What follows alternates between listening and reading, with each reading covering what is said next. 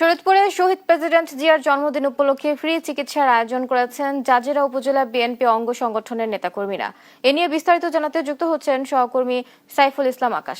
আকাশ, কতজন মানুষকে চিকিৎসা সেবা দেওয়া হবে এ বিষয়ে কি তথ্য আছে জানাবেন?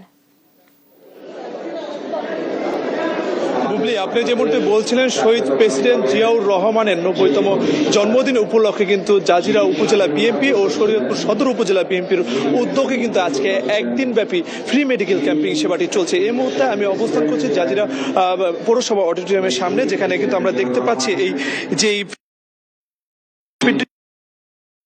বিএনপির সিনিয়র যুগ্ম মহাসচিব অ্যাডভোকেট রুহুল কবির রিজভী, তার সাথে কিন্তু রয়েছে বিএনপির নির্বাহী কমিটির স্বাস্থ্য বিষয়ক সম্পাদক ডাক্তার রফিকুল ইসলাম। এর পাশাপাশি আমরা দেখতে পেয়েছি সাইদ আহমেদ আসলাম, সাংগঠনিক সম্পাদক জেলা বিএনপি ও শরীয়তপুর জেলা বিএনপির যিনি কিনা রয়েছেন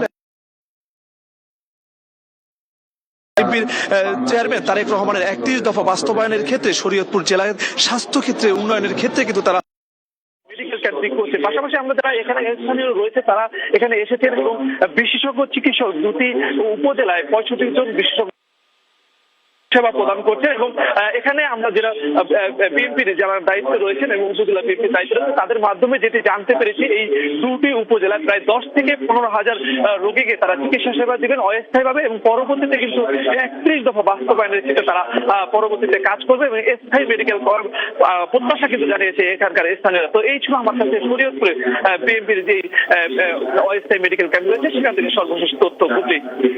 আকাশ, আপনাকে ধন্যবাদ। দর্শক, এতক্ষণ সরাসরি যুক্ত ছিলেন সহকর্মী আকাশ।